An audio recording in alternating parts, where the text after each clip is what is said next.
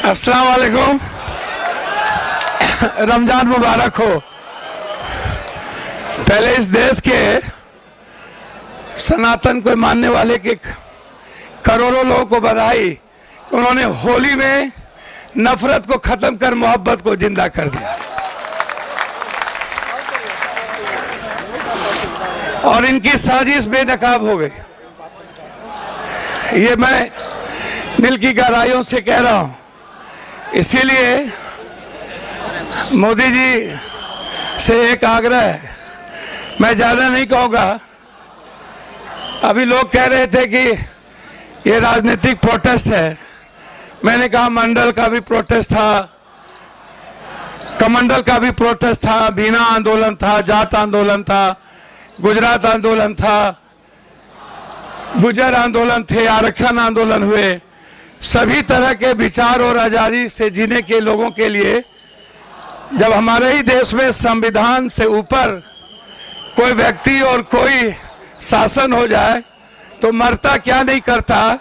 हमारे पास मरने का जज्बा है। मैंने बार बार कहा है कि जहाँ रोशनी है वहाँ अंधकार नहीं है, और जहाँ अंधकार है वहाँ रोशनी नहीं है।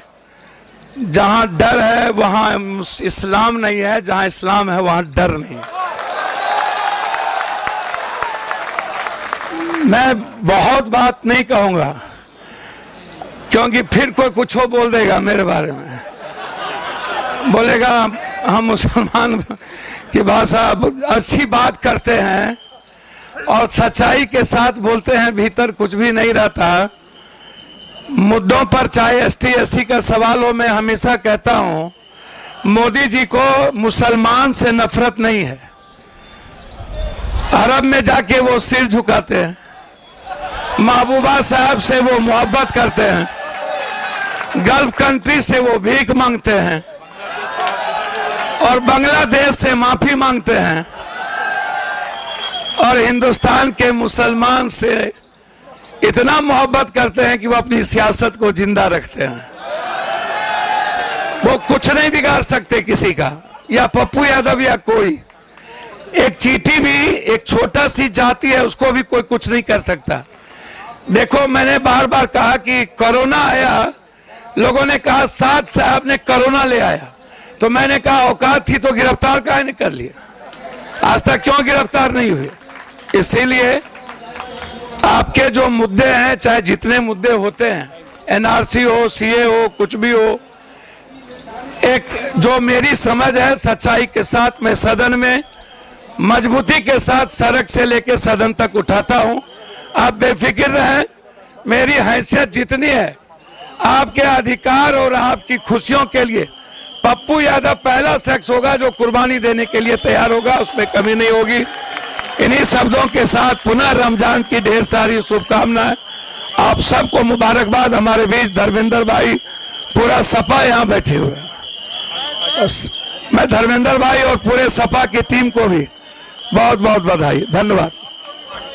आज के इस मुजाहिरे की सदारत फरमा रहे ऑल इंडिया मिली काउंसिल के सदर आली वकार, स्टेज पर मौजूद तमाम ही तंजीमों के, all India Muslim personal law board के सदर आली वकार और तमाम ही तंजीमों के सरबराहान, हमारे दीगर तमाम मेहमान, बुजुर्गों और दोस्तों, मैं सबसे पहले तो आप हजरात से बहुत ही अदब के साथ गुजारिश करता हूँ कि आप हजरात अपनी जगह पर बैठ जाइए।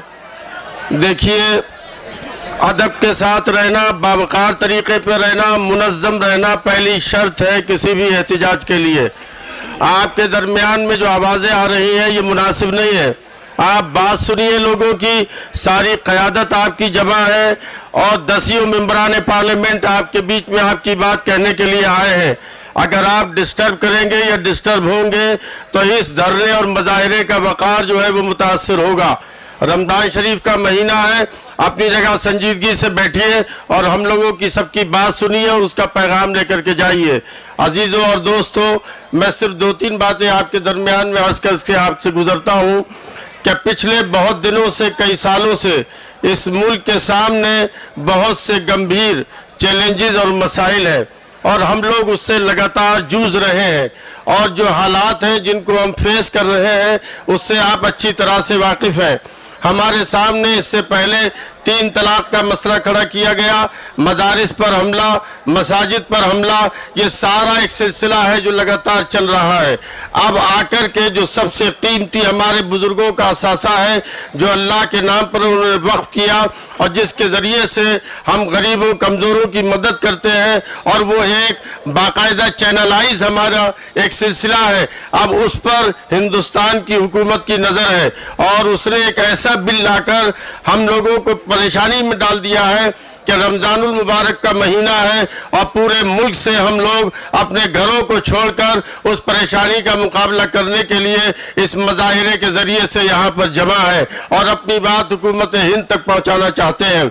आप देख रहे हैं कि मसला हमसे रिलेटेड है, लेकिन इसको इस तरह से पेश किया जाता है हमारी डिमांड हुकूमत हिंद से है, हमारे और हुकूमत के बीच का मामला है। लेकिन भला करें बाज़ मीडिया के लोग इसको इस तरह से पेश करते हैं कि खुदा न खास्ता मुसलमान की लड़ाई इस मुल्क में अक्सरियती तबके के खिलाफ लड़ रहे हैं या किसी और दूसरे मजहब के लोगों के खिलाफ खड़े हो गए हैं। ऐसा नहीं है, ये क्लियर बात है कि वक्फ का मसला हमसे रिलेटेड है और हुकूमत से हमारा इख्तिलाफ है। जो वो वक्फ बिल लाना चाहती है हम उसका विरोध कर रहे हैं, उसको रिजेक्ट करने की आवाज उठा रहे हैं। और आज ये बात हमारे मुजाहिरे से साबित होगी कि वक्फ एक्ट के सिलसिले में न सिर्फ मुसलमानों की तरफ से ये मुजाहिरा हो रहा है, न सिर्फ मुसलमान जो है वो उसको रिजेक्ट करने की डिमांड कर रहे हैं, बल्कि सैकड़ों मेंबर, दसियों मेंबरान पार्लियामेंट और दूसरे तमाम गैर मुस्लिम तंजीमों के जिम्मेदार भी हमारे स्टेज पर मौजूद हैं और वो आज इस वक्फ बिल की मुखालिफत कर रहे हैं। मैं सिर्फ आपसे 2 बातें कह के गुजरता हूं, आपको बहुत से लोगों की बातें सुननी होंगी कि हम इस वक्फ बिल को किसी भी हालत में मंजूर नहीं करेंगे। आप नारा लगाइए मेरे साथ और कहिए कि ये वक्फ तरमीमी बिल वापस लीजिए। वक्फ तरमीमी बिल 2024, वक्फ तरमीमी बिल 2024, वक्फ तरमीमी बिल 2024। ये समझ लेना चाहिए हमारी हुकूमत को कि हम अगर सब्र के साथ हालात का मुकाबला कर रहे हैं तो इसका मतलब ये नहीं है कि हम किसी दबाव में हैं, हम किसी परेशानी में हैं, बल्कि हम चाहते ये हैं कि ये मुल्क खुशहाली और तरक्की के रास्ते पर आसानी से चले और हम सब मिलकर अपने मसाइल को हल करते चले और यहाँ पर हर शख्स को इज्जत मिले, हर शख्स को रोटी कपड़ा मकान मिले और वो अपने मजहबी हुकूक के साथ यहाँ पर जिंदा और सलामत रहे। ये हमारा मुतालबा, ये हमारी कोशिश है। आज का ये मुजाहिरा आपको एक नया पैगाम देगा और लगता ये है कि अगर ये बिल वापस नहीं हुआ तो हमें जमहूरी अंदाज में पुरअमन तरीके पर दस्तूर की रोशनी में रहकर अपनी लड़ाई को लंबे तरीके पर लड़ना पड़ेगा। लेकिन मैं एक पैगाम चंद शेरों के जरिए आपसे कह करके हटता हूं कि हिम्मत और हौसले के साथ रहिए।